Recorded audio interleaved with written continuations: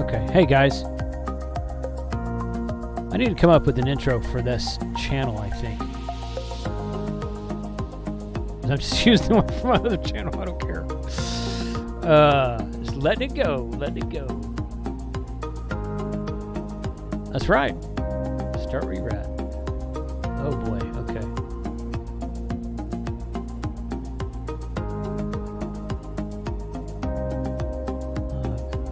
Live. Okay. All right, we're just going to get right into this. I just texted T.O. where I sent him a Discord message, and I'm like, hey, the Basecamp Chat is tonight. Because I sent him an email, and he didn't reply. ACK won't be here. Bill said he would try to make it, and you two replied that you'd be here. So thank you for being here, both of you. Thank you. How you guys doing? Good. You? Good. I'm hanging in there. Yaesu FTX1 firmware updates on the other channel just a minute ago. So. Yeah, I saw that. Well, I caught the end of it. Yeah. So it was good. I swear they changed those instructions because I was doing it the old way, but I might have just remembering wrong too. I don't know. But what I did say, Kyle, was I think I'm going to bring this radio on our trip in a couple weeks and let you or ask you if you want to operate CW from it and give me your honest opinion about it, how it works on CW. Yeah, we can do that. Yeah. I don't know if I'm going to, I mean, if it sends blips and blops, I think we'll be okay, you know, but yeah. And you go into the menu and adjust the tone and the cadence or whatever it's called. I don't know what it's called. So I'm interested. Yeah, I'd be more interested about the menu system on like how easy it is to change things on the fly, you know? Much easier than 891, very similar to the FTDX 10 and 710. Yeah, cool. So nice. Almost the exact same menu system with added stuff because it has VHF, UHF. Oh, so, that's right. Yeah. Yeah. So do it on 2 meters if you want. Okay. Yeah, people who are listening to the RV Basecamp Chat don't know what the heck we're talking about. Most of them probably do. I hope I have some viewers that are actually RV and van life people and not just a bunch of hams that follow me over here. But if you're an RV and van life person and you're not a ham radio operator, become a ham radio operator. You will find much more joy in staying in national parks and state parks and whatnot. So, that's my opinion, and I'm sticking to it. But yeah, tonight's topic is where to get water, because you might want to know where to get water if you're going to go on a road trip with an RV or a van or a hiker trailer or whatnot. So it's a good topic, Kyle. So I appreciate that. Oh, I just have beer.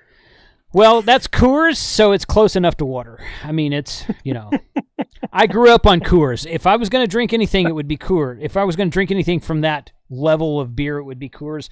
Although I tried a Coors a few years ago, and I'm like, how did I ever stand this crap? I don't know. I don't know.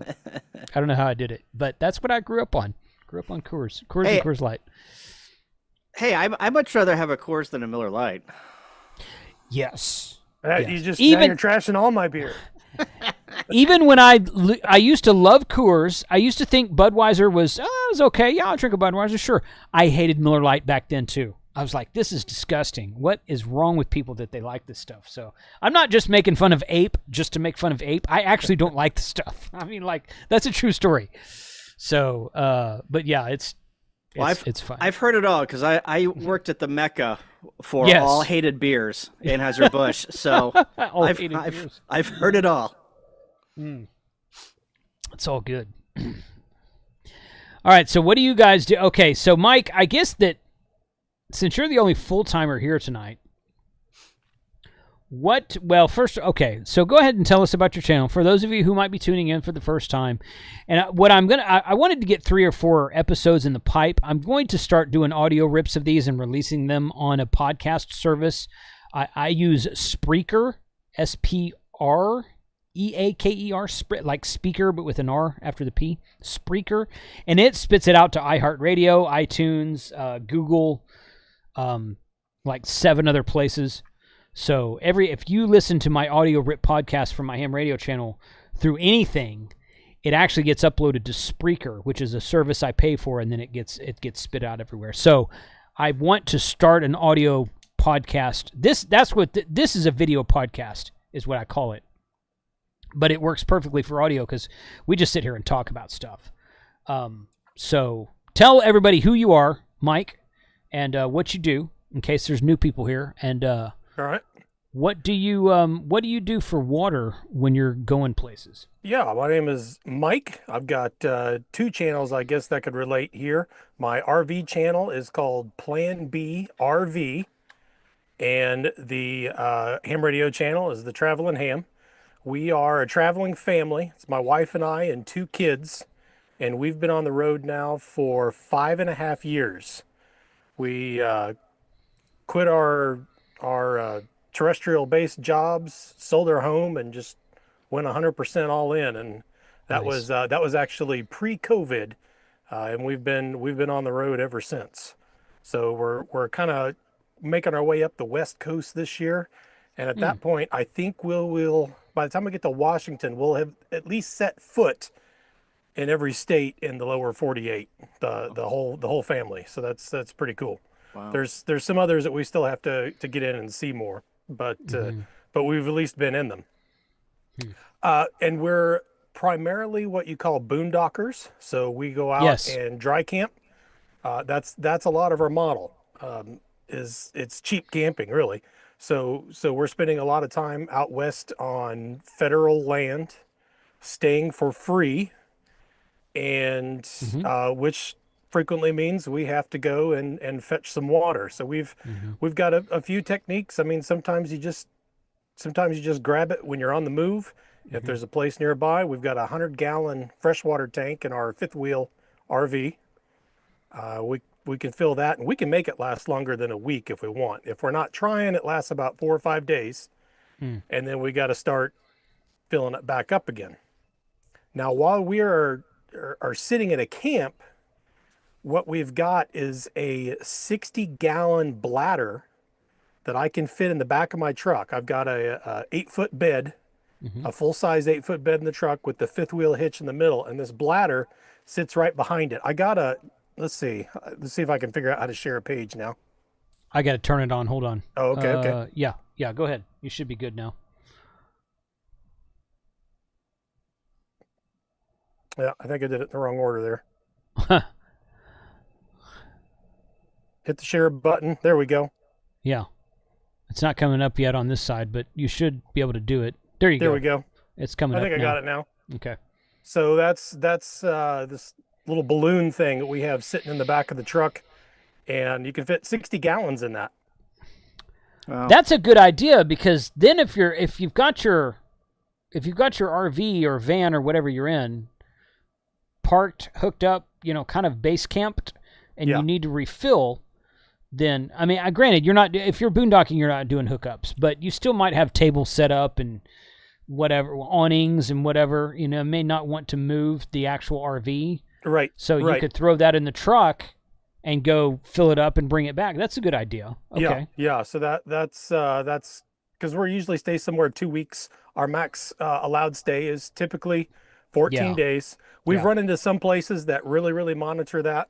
There's other places where we never see anybody checking on it, so we stretch it a little bit.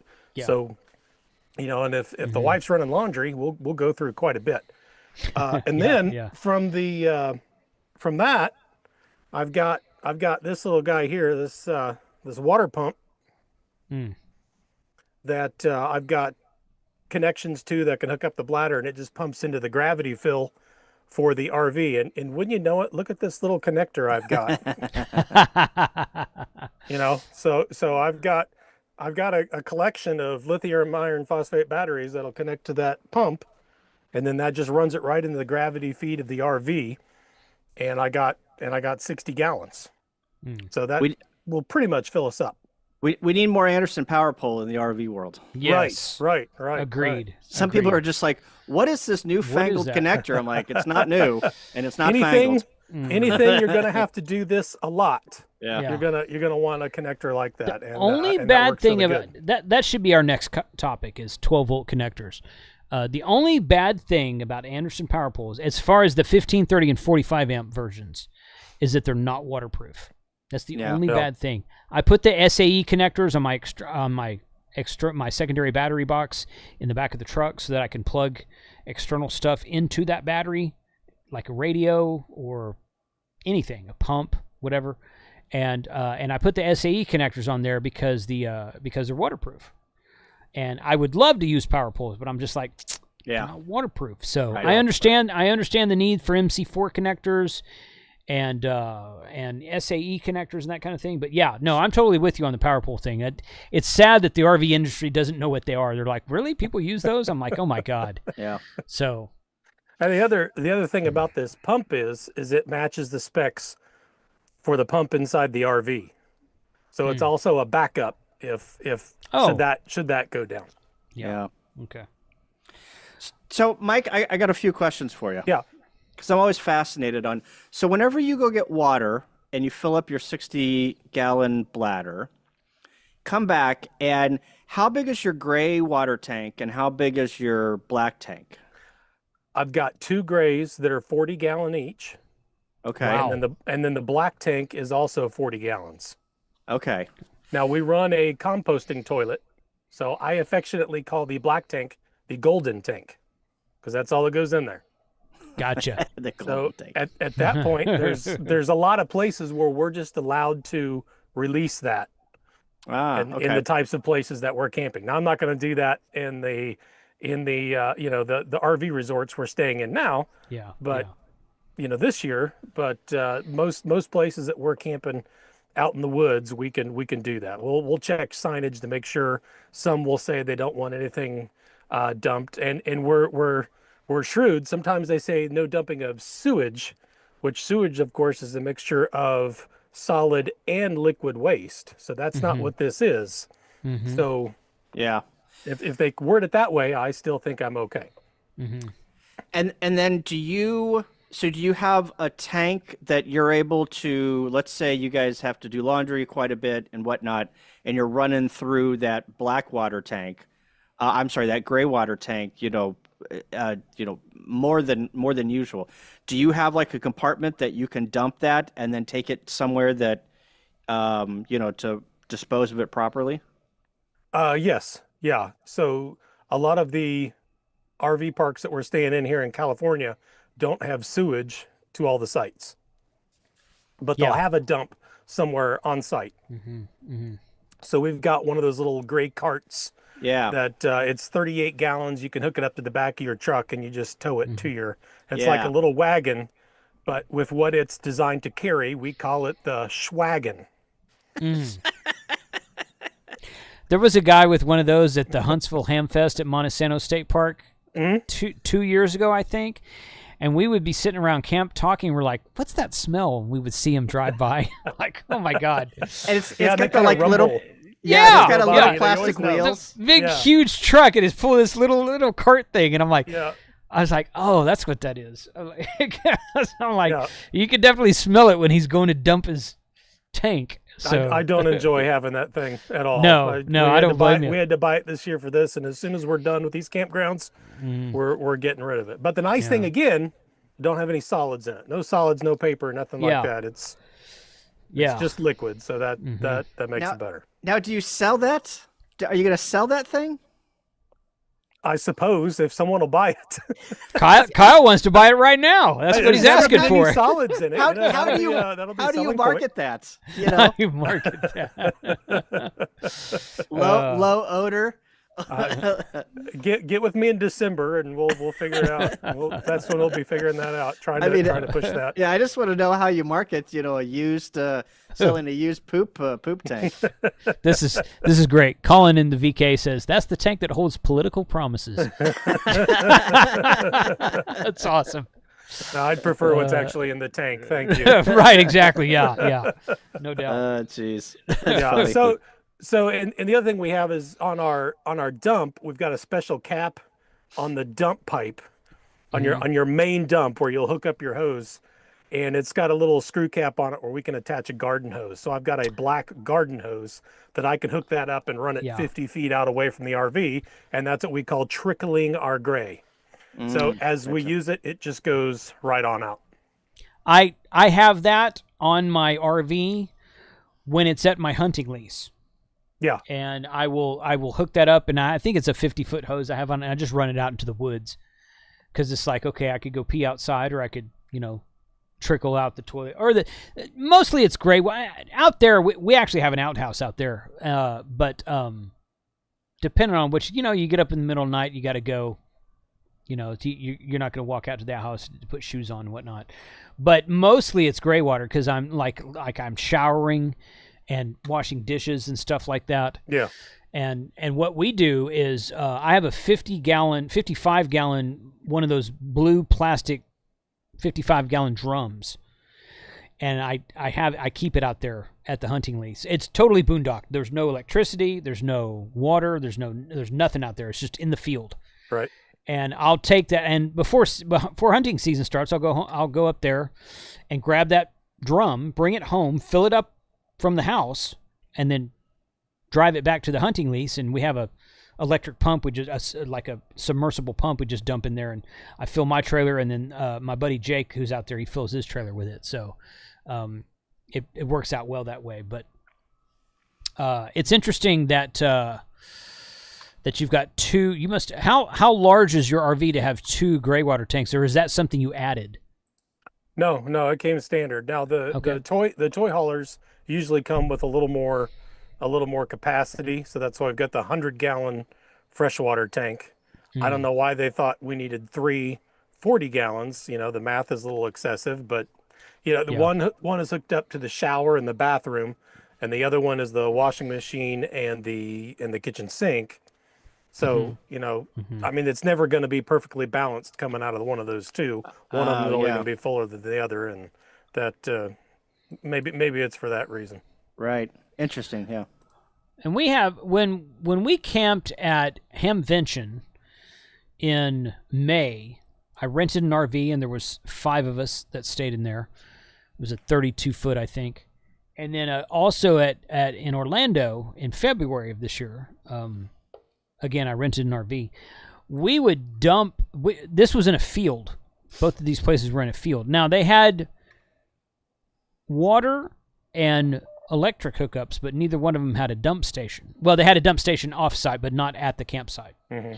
And we would just dump the Graywater in the field, because really all it is, I mean, there was bathroom facilities in both of those places that we generally used. We didn't use the toilet mostly in the RVs, but we showered. All 5 of us showered every day, either in the morning or the evening, and generally not together, but we did shower every day.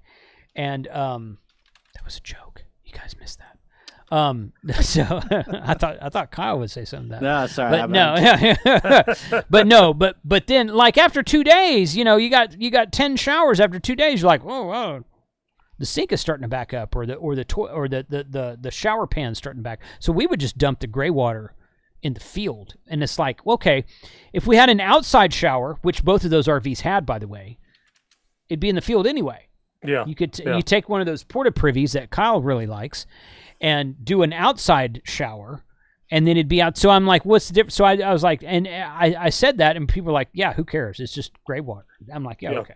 So that's what we did. But as far as filling up water and finding water to fill up in places, I'm sure you guys, Kyle, I know you use it, and I'm not sure, Mike, if you've heard of it, but iOverlander is an app you can get, and it'll show you free water fill-ups or paid water fill-ups. It'll show you dump stations, free campsites, paid campsites, just all kinds of. It's got like 30 or 40 different things it shows you, and I found that through a van life YouTube channel that my wife started following a couple of years ago. I downloaded the app, and I'm like, that app is really great, because you can find stuff like that. I mean, just like anything.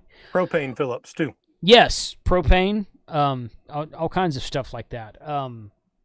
But do you guys ever fill up? So there's certain gas stations where you go fill up and it'll have a water pump in between the gas pumps. Like there'll be gas pump here, gas pump here, have a water pump here, and it'll say non-potable water, do not drink.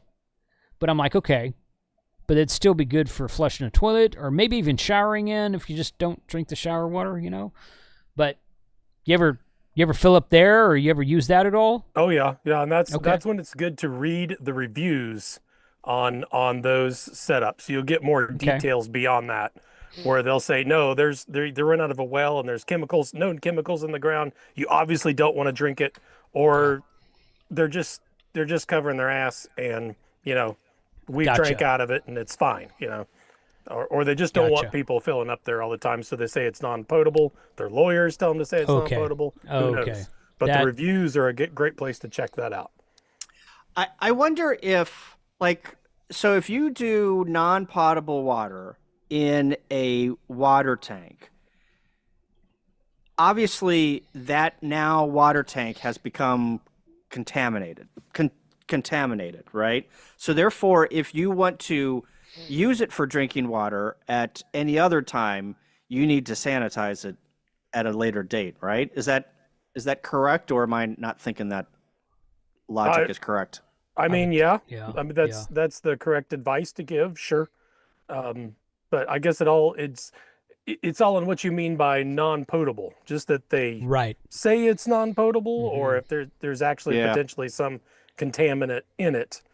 We do tend to sanitize it. I want to say a couple times a year, just filling it with a weak bleach solution and kind of letting it sit in there for a while. And if you can drive, while it's in there, and kind of let it shake around it sloshes it around. That's a good idea. Yeah. And then just dump it where you're going, and then you gotta fill it and flush it once, and then fill it and use it. And we do that on occasion. Yeah. Someone in the chat said something about get a Britta filter, and legit, before he said, I don't know about Britta, but there's those Gayleen, whatever they're called, filter. There's a bunch of different filtering systems out there now.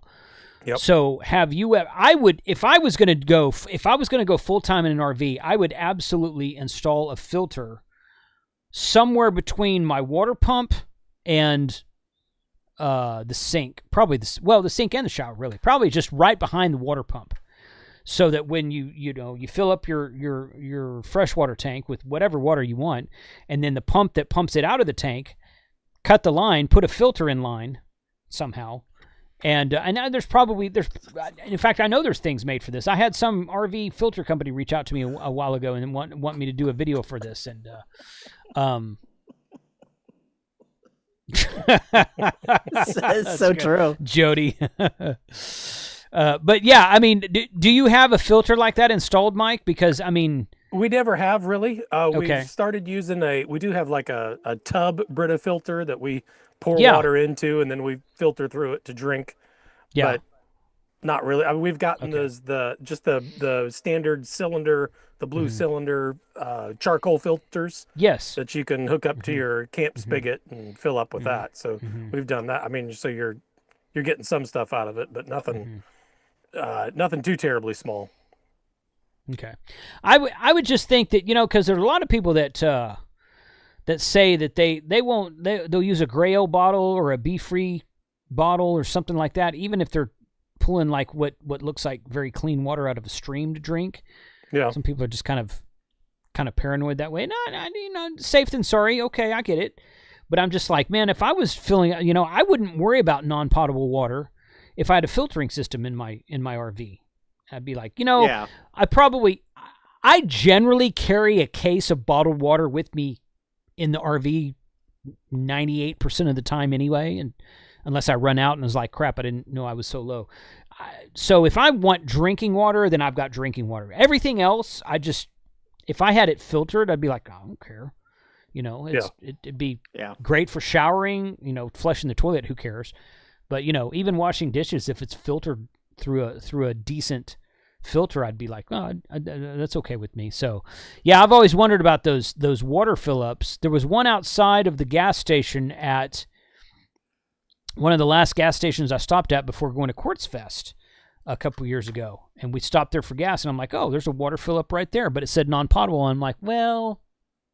It's probably just hooked up to the city water, just like anything else. Yeah. Could be. Yeah. What color was so it was one of those not hydrants, but like, old, The old style pump, yeah, where you kind of turned it over that way. Yeah, it was like an orangish color. Yeah, it's probably a Maverick station, I'll bet. Could have been a Maverick. Could have been a Maverick station, yeah. Right there, by the pumps. I can't remember. There is some type of, and standards are standards, and depends on how often you want to use them. But I thought that there was. I'm looking here on Google. Thought that there was a standard, like blue meant drinking water, red meant potable water, and then like gray or something meant non-potable or something. I thought that there was like some type of standard on hydrants on how clean. It's not like there's like 3 standards. How clean or if your it's water reclaimed, is. it's purple. Yeah, exactly. I'm sure somebody in the like chat might be able to list or list.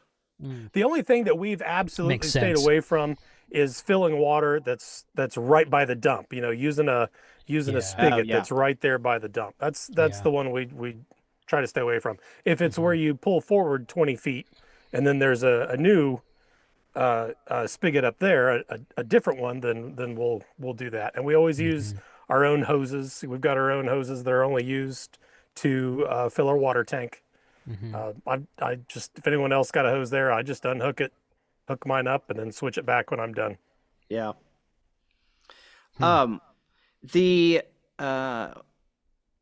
There's been a bunch of YouTube channels that I watch, overlanding channels, and they, don't know anything about them. Not trying to promote them here, but there's this thing called Guzzle H2O, and it comes in like a Pelican case, and basically you just throw one end of it into like literally a stream or a lake or something, and then it filters all of the water, and then it's got even a pump inside, and it pumps it, up to your trailer, and you can get water that way.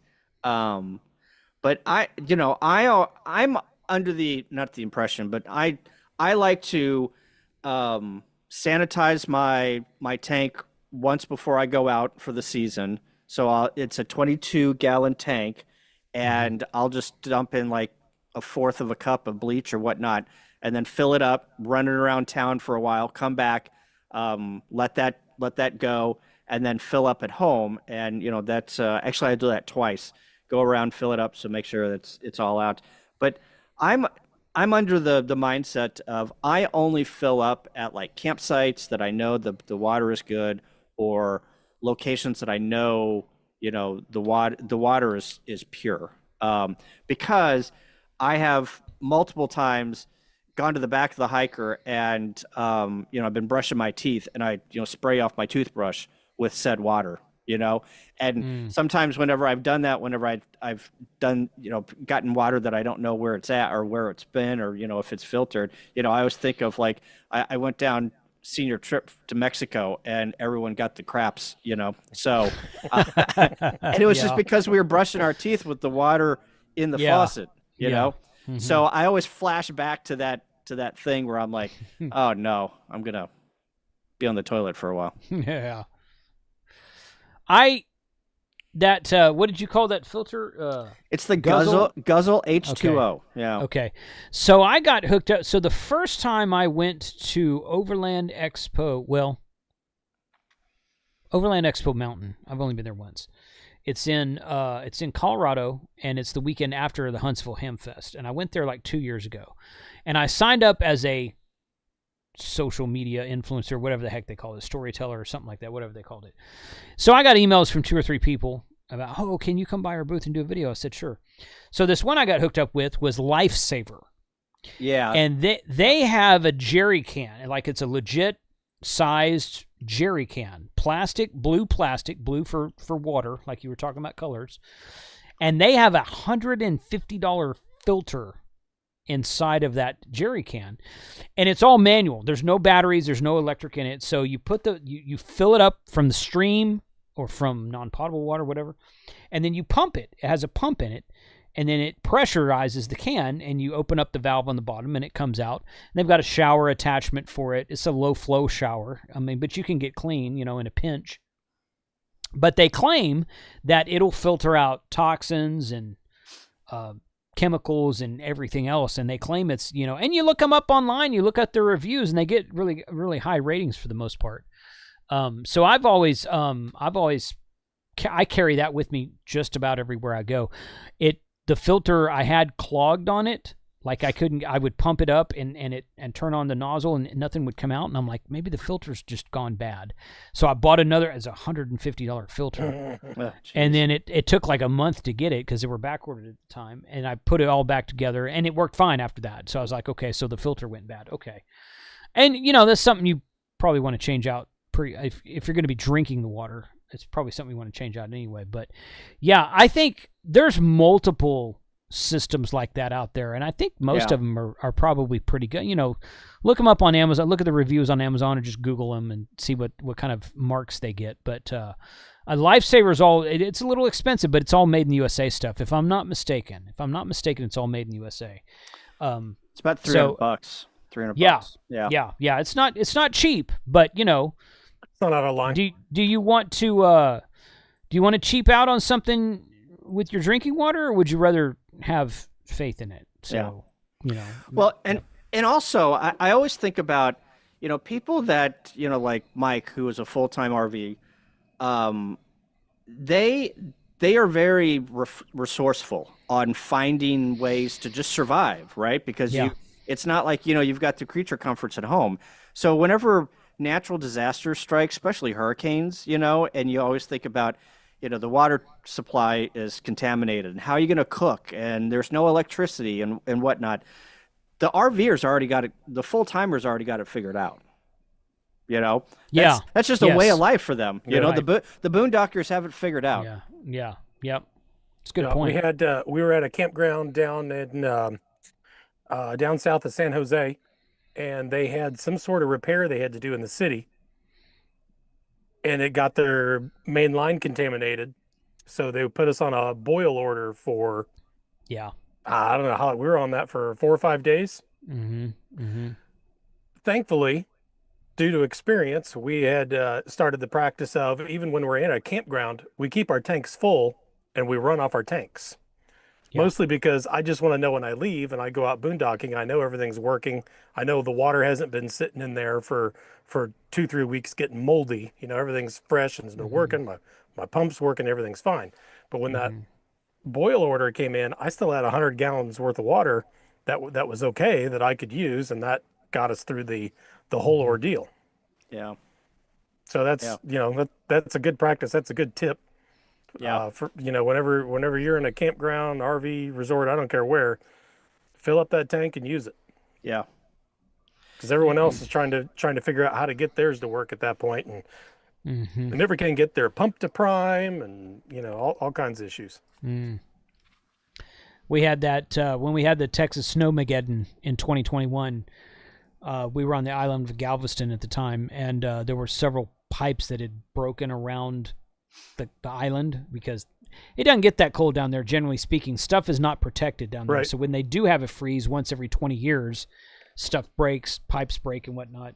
And they were saying that, once we turn the water back on, don't drink it. Like, boil everything before or let it run for several hours. They were like, don't waste the water, don't let it run, but just boil it for the first couple of days. And so we did that. But again, I would be like, okay, cool.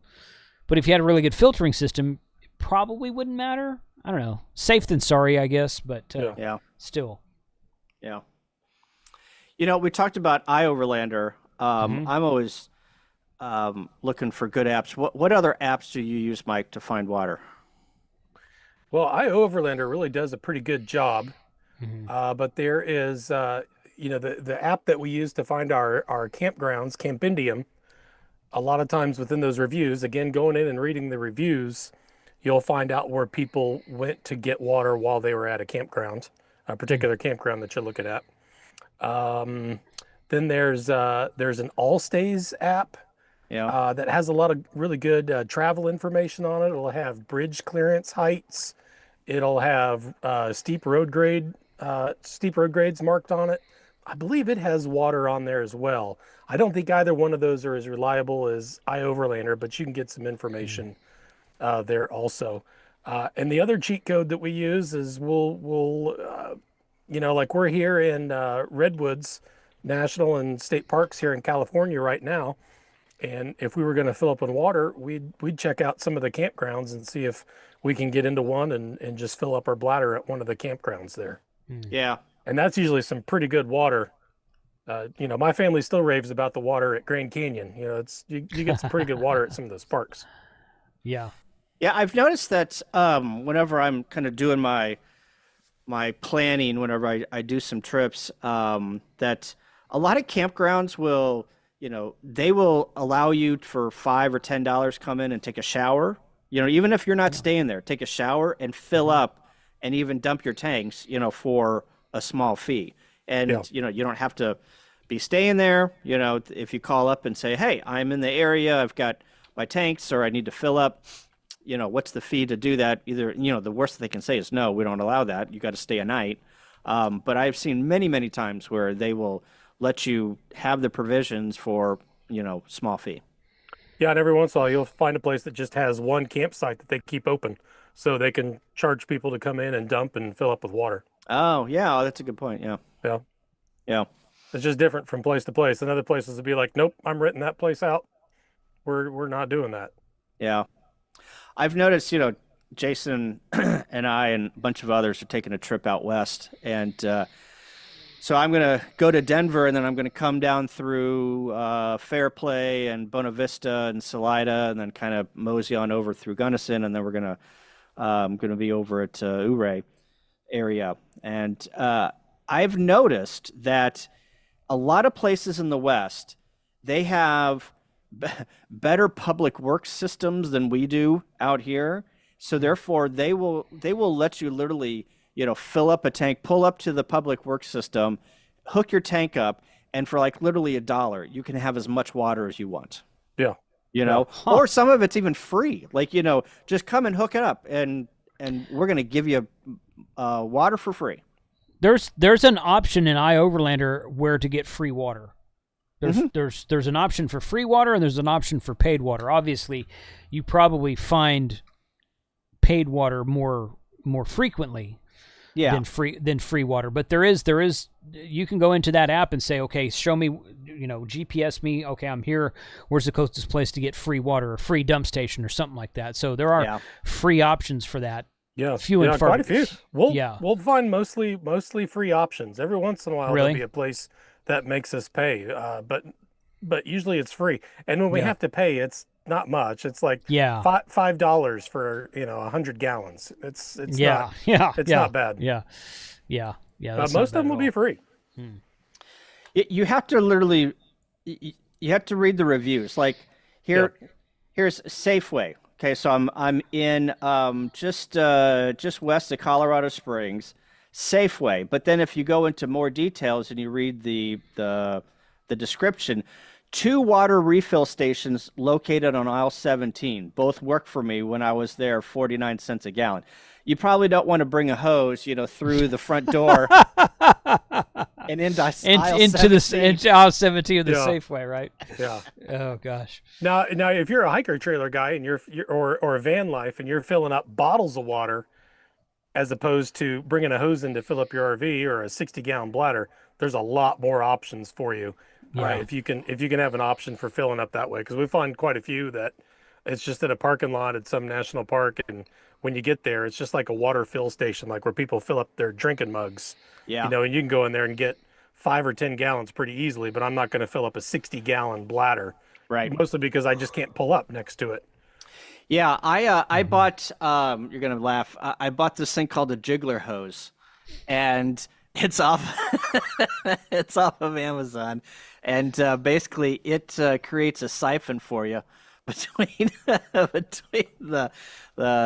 your gallon jug, your 7-gallon freshwater tank, and then you can pump it right into your tank.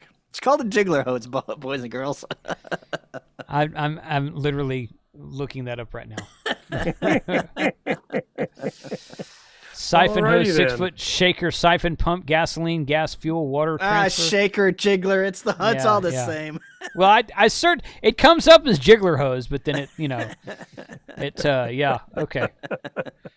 All right, guys. Shameless Amazon link plug in the chat right now. Yeah, that's what it is. It's awesome. So you can take your Brita water in aisle 17, take it out to your small tank, and then do your jiggling. You were using that somewhere we were, and yeah, you put it in the tank. And you just kind of shake it, and it kind of starts the siphon by itself. Yeah, I did that at Yellowstone. Yellowstone, that's where it was. Yep. Yeah. Okay. Yep. So I was running a little low on water, and so I just went to the bathroom, and they had a siphon on the side of the thing, and it said drinking water, and I filled that up, and then I topped off my tank before we took that trip over the Beartooth Highway. Nice. I think there's other apps. I've used an app called The Dirt, DYRT. That's one that I've used. And then there's another app that I've used. Let's see. Talking about all the different apps that people use would be a good topic for maybe the next episode. Yeah. I mean, you're talking about apps for water right now, right? Yeah. So on The Dirt, they've got, all of these applications that we're kind of talking about here, they're all encompassing. They are campsites, they are showers, they are water, they are propane fill up. So you basically just do the filtering. If you're just looking for water, you just filter for water. So and there's a whole bunch of Campendium is another one. Yep. And I think the problem that the RV industry has run into from someone who is getting into it and wants to learn about new resources is the RV app situation is almost as bad as ham radio digital modes. Nobody wants to play nice with one another. And there's so many of them, so The Dirt, there's I wish that there was one encompassing database that they all pulled from, but then you could just, you could have subscriptions on what your levels are, but give me one database that has everything. So therefore, if somebody puts something in The Dirt, it doesn't get an iOverlander, or so you're missing out. I think iOverlander is the best because it's crowdfunded, right? It's people funded. Right. Correct. And if I go anywhere and I find a new resource, I go into iOverlander and I put that information in. But not everyone does that, and they just might be religious to The Dirt or Campendium, right? And then I may be driving on the road and miss something because I didn't look at The Dirt. I looked at iOverlander.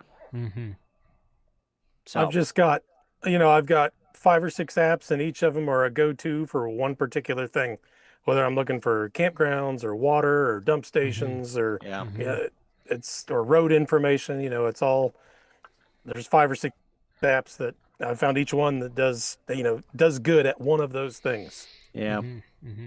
Yeah. It's interesting, the app world. I think that it kind of all exploded during COVID because everyone wanted to get out. So all of these apps, all these people created these apps, and then before you know it, all of them have a place. And you would think that a couple of them would have died out, and the good ones would have rose to the top, but they all stuck around. So I just get a little frustrated sometimes whenever there's so many of them, and they're wildly different on the information that they have in them. And there's not, there's consistency, but I wish that was more consistent. Makes sense. Yeah. So. You guys don't, when you travel from one location to the other, do you dump all your water out and then fill up before you get there? You don't carry it across the country, do you? Yeah, we will typically travel. Do you really? With water. Yeah, we will. Now, I've had some issues with the tank, I think, because of that. It tried to fall out on us in Arizona this year, and I think it's because we're bouncing down the road with tens of gallons of water in there. And the way the freshwater tank was attached, it was everything was screwed up from the bottom. Yeah. Why you do that, I don't know, because obviously everything wants to come down, Right. and will eventually. So we pulled into a campsite where we were going to meet T.O. Steve, and my water tank sitting on the axles. So what did you do?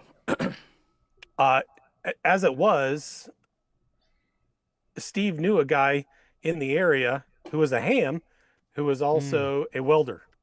And so he came out and re-welded all the parts that broke for us. It was it was a beam underneath that had underneath the RV. It was like a structural beam, but it wasn't. It was just to add rigidity, and it also to the frame to keep it from twisting, and it also helped hold up the water tank. So it was 2 L brackets on top and bottom, and then just had the little steel rods, in a zigzag pattern between them. Yeah. All those broke. And the thing fell out, and so he kind of helped weld a new piece back together, and we put it back in. And while I was under there, I was looking at the gray tanks.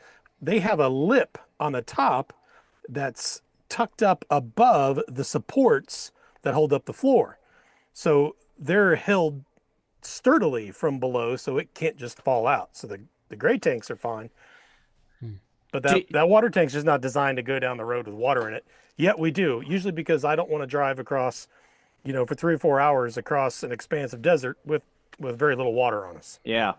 So do you think that was a design flaw? Do you think that it was made that way, but do you think the manufacturer knew that system was not going to hold that tank up under horrible road conditions? Yes, I think they knew that. Oh, wow. That's crazy. Look, you could have had a forest river where your water tank just one day, for whatever reason, looked like someone took a heat gun to it, and it just went, and it was hanging like 18 inches down lower than it should have, touching the axle, because it just decided to warp for no reason at all. It had no water in it at the time. Wow. Yeah, so warranty work there. Yeah. But yeah, I don't like driving with water in the tank simply because of the weight. Because I think my RV has a 35 or 40 gallon tank. So if you consider 8 pounds per gallon, that's 300 pounds. Right. I can get 800 in mine. Yeah. So that's 2,400 pounds, or no, 1,600 pounds. But I mean, if I was driving across a desert, then I'm with you. I might only fill it up halfway, quarter way, halfway. That's smart. But like if I'm on the interstate going from here to there, I'm like, dude, I don't want that freaking weight behind me. No way. But yeah, there's been many times where if I know that I'm going to go to another campsite with water, and I'm going to be traveling, 6 hours or whatnot, I'll dump the water and fill up at the next location. Now, whenever I go out to Colorado, I'm going to be going over a couple of mountain passes, the Continental Divide, and I'm going to be staying at campgrounds that I know they might have water, they might not. Some of them say, it's a crapshoot. Some of these campsites, they'll turn off water, in October, right, for the season. Right, right. And then they'll a good example is the campsite that we stayed at in Idaho, Jason. If you can remember, that campsite was supposed to have water. And in the middle of the trees. In the middle of the trees, right. Yeah, and they had, somebody had the tank or the pump or whatnot over the mountain was sabotaged or not working or whatever the case may be. So we roll into camp, and I had like a half a I had like 7 or 10 gallons. I had a half a tank. And I was like, hey, where's the water fill up? And the guy's like, oh, it's not working. Well, sure enough, the campsite had water, but it was not working. So it's a good thing that I had water, because we would not had, granted we were only there a night, but it is one of those things where these campsites, they do say that they have water, but then something happens, or they don't get turned back on, or somebody, the camp host is not there anymore, so therefore no one's there to protect the water, or make sure that the spigot is not busted. So it's always like a crapshoot. But I know whenever I'm going to a campground that is like a paid campground, like an RV resort, I know that I'm going to call somebody. Someone's going to answer, and I can say, "Hey, do you have water, or is the water on?" But some of these campsites, like in the middle of Colorado, it's literally like you roll in there and you just got to pay your fee, like by cash, right there. That I'll probably fill my tanks up and take the mileage hit, the miles per gallon hit, by going over the mountain, by filling my tanks up and making sure that I've got water for 3 or 4 days. Yeah, and it's just too frequent for us that we're getting somewhere that's a boondocking spot. We know there's a place nearby that we should be able to fill up our water, but you don't know until you're there. And there's places that we've used in the past, and then we come back again in a couple of years and they've cut it off. Yeah. That spigot ain't there anymore. Nothing's given until you're there and it's running. Yeah. Well, I mean, you're in a different situation too, right? You've got a family, you guys depend on water. It's not like you can get by. I can get by with literally going to the grocery station and getting a case of water and, doing that. That would be a little tough with you guys, doing other things, Yeah. RVing's a lot like ham radio. There's 1,000 different ways to do it. And everybody's situation, everybody's setup is different. Right. Yep. Totally. And how we take care of all this basic stuff is gonna vary widely. Like there's a lot of guys that see how I manage my black tank, it would horrify them. They wouldn't want the black tank just open all the time and draining out into the sewer. That just doesn't compute to them because they know what their black tank is going to look like. They're gonna get the poop mountain after a certain amount of time. Unless they close it and let it fill with liquid also at the same time. Yeah.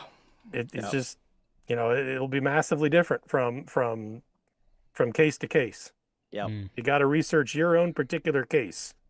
The old poop mountain. Sounds like a 3D printer. That's spaghetti. Spaghetti mountain.